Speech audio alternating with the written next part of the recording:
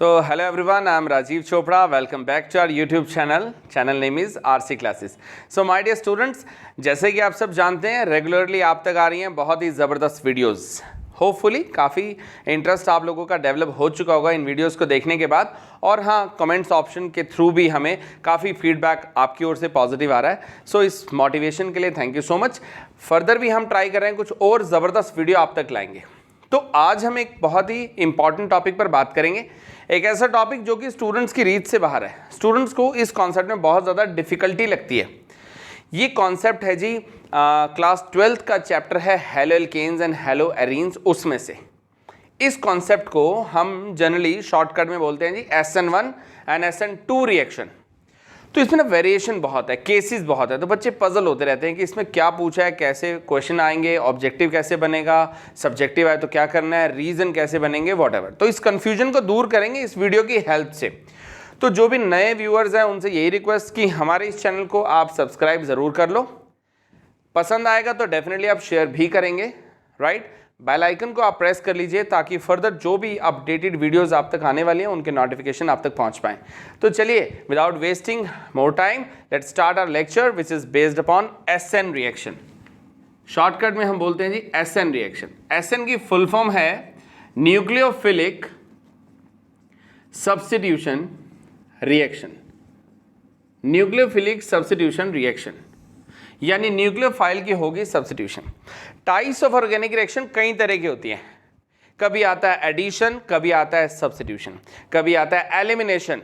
मैंने क्या बोला, कभी ऐड हो रहा है, कभी रिप्लेस हो रहा है, तो कभी एलिमिनेट हो रहा है. ऐसे करके बहुत सारी वैरायटी बनती है ऑर्गेनिक रिएक्शन की, जिनमें से आज हम पढ़ेंगे सब्स्टिट्यूशन मतलब रिप्लेसमेंट की रिएक्शन. यानी कुछ ऐसी रिएक्शन जिसमें हम कभी इलेक्ट्रोफाइल को रिप्लेस करते हैं, कभी न्यूक्लियोफाइल को रिप्लेस करते हैं, तो कभी फ्री रेडिकल्स को. अब इतने सारे वर्ड्स में बच्चों को वैसे ही चक्कर आ जाता है कि जी अब एडिशन पढ़ें, सब्स्टिट्यूशन ये क्या है. ये सब एक्चुअली 11th क्लास में स्टार्ट हुआ था.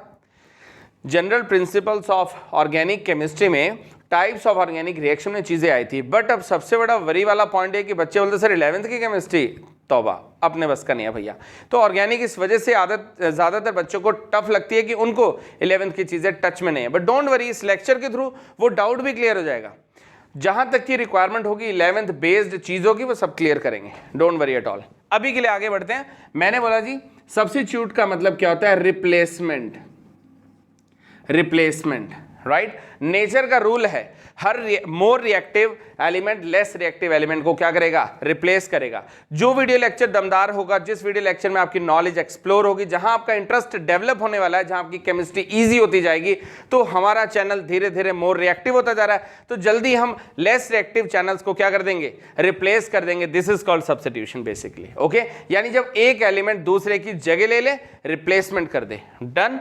बात आई जी न्यूक्लियोफाइल क्या होता है. न्यूक्लियो का मतलब होता है न्यूक्लियस और फिलिक का मतलब क्या होता है, लविंग. यानी कुछ ऐसी स्पीशीज जो कि है न्यूक्लियस लविंग, न्यूक्लियस से लव करते हैं बट इलेक्ट्रॉन से लव नहीं करते, तो क्या आएगा, इन्हें बोलेंगे इलेक्ट्रॉन डोनर स्पीशीज. कौन होते हैं इलेक्ट्रॉन डोनर, वो स्पीशीज जो कि या तो नेगेटिवली चार्ज होंगी, ठीक है, या फिर जिनके पास lone pair of electron present होंगे, हम उन्हें बोल सकते हैं जी न्यूक्लियोफाइल. तो अभी के लिए मैंने वो वर्ड बताए जो 11th में स्टार्ट हुए थे. उम्मीद है डाउट क्लियर हुआ कि न्यूक्लियोफाइल क्या होता है, न्यूक्लियस लविंग क्या होता है. न्यूक्लियस लविंग है, इलेक्ट्रॉन लविंग नहीं है. इलेक्ट्रॉन को करेगा डोनेट, तो इलेक्ट्रॉन डोनर स्पीशीज. जिनके पास लोन पेयर है वो डोनेट करेंगे, जो नेगेटिवली चार्ज है वो भी डोनेट करेंगे. तो ऐसी स्पीशीज की रिप्लेसमेंट होगी. मैं एक शॉर्टकट एग्जाम्पल दे रहा हूं, ये देखते कंफर्म्ड पॉइंट समझ में आने वाला है. CH3Cl, कार्बन की चेन Cl अटैच है, नया न्यूक्लियोफाइल है लाइक Cn नेगेटिव. ओके, खुद सोचो, ये है न्यूक्लियोफाइल, ये भी न्यूक्लियोफाइल, ये इलेक्ट्रॉन डोनर, ये भी इलेक्ट्रॉन डोनर. ये Cn जो न्यूक्लियोफाइल है ये बेटर न्यूक्लियोफाइल क्यों है, ये बेटर वाला लेस रिएक्टिव को रिप्लेस कर रहा है. CH3Cn बना और यहां Cl नेगेटिव. अंडरस्टूड है ना. कार्बन के साथ Cl की बॉन्डिंग ज्यादा स्ट्रॉन्ग है या कार्बन के साथ कार्बन वाली बॉन्डिंग ज्यादा स्ट्रॉन्ग है. साइनाइड में कार्बन के थ्रू बॉन्डिंग होगी तो ये लिंकिंग ज्यादा स्ट्रॉन्ग लिंकिंग होगी. This is called your nucleophile. ये है मोर रिएक्टिव, ये है लेस रिएक्टिव. रिप्लेसमेंट हुई, हो गया न्यूक्लियोफिलिक सब्स्टिट्यूशन. अभी तक तो मैंने आप लोग को बताया कि टाइप ऑफ ऑर्गेनिक रिएक्शन में न्यूक्लियोफिलिक सब्स्टिट्यूशन रिएक्शन क्या होती है, रिप्लेसमेंट रिएक्शन क्या होती है. सो पूरी उम्मीद है कि अभी तक चीजें समझ में आ चुकी हैं। आगे भी बहुत ही इंटरेस्ट बनता चला जाएगा। एसएन रिएक्शन यानी न्यूक्लियोफिलिक सब्स्टिट्यूशन की दो वैरायटी आती है, एक होती है SN1 रिएक्शन, दूसरी होती है SN2 रिएक्शन। तो सबसे पहले इनमें SN1 और SN2 क्या होता है इसको हम क्लैरिफाई करते हैं। क्या मेजर डिफरेंस है इनकी वर्डिंग में। ये वीडियो आपको 2 पार्ट्स में मिलेगी, राइट। कॉन्सेप्ट के साथ साथ एडिशनल क्वेश्चन भी यहाँ आने वाले हैं। ओके, पूरी उम्मीद की इस वीडियो को देखने के बाद बच्चों को इस कॉन्सेप्ट में कोई कंफ्यूजन नहीं होगी। स्टेप बाय स्टेप आपको ये वीडियोस देखनी होंगी। तो मैंने बोला इसकी 2 टाइप्स है, एक है जी SN1 और दूसरी है SN2 रिएक्शन। ये SN1 का क्या है फुल फॉर्म, 1 का मतलब क्या है यूनिमॉलिक्यूलर, यूनिमॉलिक्यूलर, और SN मतलब न्यूक्लियोफिलिक सब्स्टिट्यूशन रिएक्शन। ये हो गया यूनिमॉलिक्यूलर न्यूक्लियोफिलिक सब्स्टिट्यूशन और ये होगा bimolecular nucleophilic substitution reaction, right, nucleophilic substitution. तो बाईमॉलिक्यूलर और यूनिमॉलिक्यूलर क्यों बोला, क्या मतलब इस चीज का। यूनि का मतलब होता है 1, मॉलिक्यूलर मतलब मॉलिक्यूल। जब हमारी रिएक्शन एक ही मॉलिक्यूल पर डिपेंड करे that is known as unimolecular. And when we are talking about bimolecular, bi मतलब 2, मॉलिक्यूलर मतलब मॉलिक्यूल, एक ऐसी रिएक्शन जो एक साथ 2 मॉलिक्यूल पर डिपेंड करे। या मैंने शॉर्टकट लिखा, rate of the reaction, speed of the reaction, right. Carbon के साथ CH3 3 टाइम्स, साथ में है हैलोजन। अभी इस टाइम पर ये पूरा एक कंपाउंड है, एक ही मॉलिक्यूल है, इसी पर रिएक्शन डिपेंड करेगी। इनिशियल स्टेप इस पर डिपेंड करेगा। रेट का मतलब क्या, काफी ऐसे बच्चे जिन्हें इसके बारे में नहीं आइडिया होगा। रेट का मतलब होता है speed, speed of the reaction. Okay, reaction की स्पीड डिपेंड करेगी एक ही मॉलिक्यूल पर। ये K क्या है, K is your constant. Proportional का साइन हटाया तो K लगा दिया, ठीक है। अगली बात, rate is equal to K। अब 2 कंपोनेंट होंगे, कार्बन के साथ CH3 3 टाइम्स X, ये तो एक कंपाउंड है और साथ के साथ दूसरा कंपाउंड भी अवेलेबल है। तो इस केस में हमने देखा कि रिएक्शन की शुरुआत में ही 2 मॉलिक्यूल है, यानी इनिशियली OH प्रेजेंट होगा। फर्क बताता हूं, इस केस में हमने टेस्ट ट्यूब के अंदर कंपाउंड लिया, उसे डायरेक्टली हीट करना स्टार्ट कर दिया, हमने बेस नहीं डाला। बात को समझो, SN1 वाले केस में क्या होगा, हमने कंपाउंड लिया टेस्ट ट्यूब में, उसे हीट करना स्टार्ट किया, दैट्स इट। अब इसमें से जैसे ही पार्टिकल अलग होंगे, वेपर बनेंगे, कार्बोकैटायन बनेगा, तब जाकर हम सेकंड स्टेप फॉलो करेंगे। यानी इस केस में ओवरऑल 2 स्टेप्स की इन्वॉल्वमेंट होती है, जबकि इसमें सारी कहानी किस पर बेस्ड है, ओनली 1 स्टेप पर। क्या समझे, इसमें क्या होगा, हमने टेस्ट ट्यूब लेना है, कंपाउंड लेना, उसमें पहले ही बेस डाल दिया और फिर उसे हीट करना शुरू कर दिया। बात समझ रहे हैं, इसमें क्या है, स्टार्टिंग में ही 2 कंपोनेंट है, बेस भी है और हेलोकेन भी है। टेस्ट ट्यूब में दोनों कंपाउंड, दोनों एलिमेंट एक साथ डाले और फिर हीट करना शुरू किया। तो इनिशियली यहाँ क्या है, 2 मॉलिक्यूल लेकिन स्टेप एक है। इसमें मॉलिक्यूल तो एक है लेकिन स्टेप्स कितने, डबल। अब हम बढ़ेंगे इसके मैकेनिज्म की ओर। होपफुली डिफरेंस समझ में आया, एक मॉलिक्यूल, 2 मॉलिक्यूल, 2 स्टेप, एक स्टेप।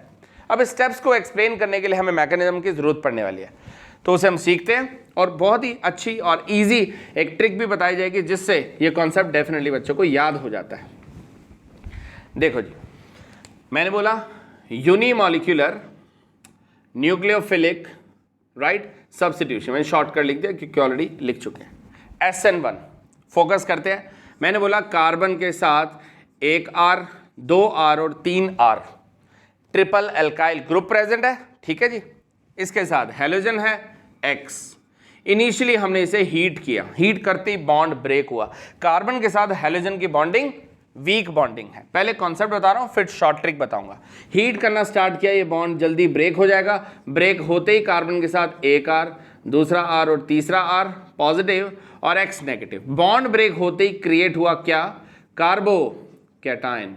कार्बन जिसके ऊपर पॉजिटिव चार्ज है that is known as carbocation. मैंने बोला अगर एक R प्रेजेंट, देखो इसके साथ ना 11 से जुड़ी छोटी छोटी कई चीजें आएंगी और वो भी साथ साथ क्लियर हो सकती है, ध्यान से सुनेंगे तो फोकस करने की जरूरत है। अगर कार्बन के साथ पॉजिटिव चार्ज है दिस इज कॉल्ड कार्बोकैटायन।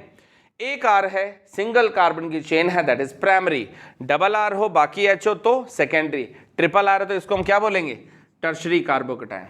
इसी से पॉइंट अराइज हुआ कि अगर 3 R है tertiary carbocation, 2 R secondary. Stable कौन ज्यादा है, खुद सोचो। यहां इलेक्ट्रॉन ज्यादा प्रोवाइड करेंगे प्रोवाइड करने का मतलब क्या है, यहां पर रीजन आ गया जी due to plus I effect, inductive effect. अभी कई बच्चे ऐसे होंगे जिन्हें इंडक्टिव इफेक्ट में कंफ्यूजन होगी।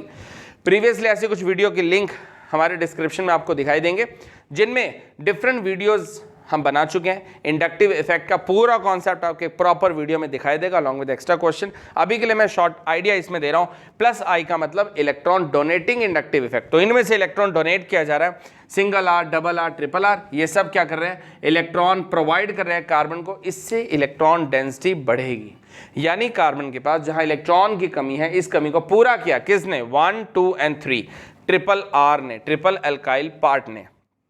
तो जी अभी तक तो हुआ एक step, this is called step number 1, जो कि एक स्लो स्टेप है। ठीक है, अब आई अगली बात। अब देखो जी करना क्या है, सेकंड स्टेप की ओर हम बढ़ेंगे।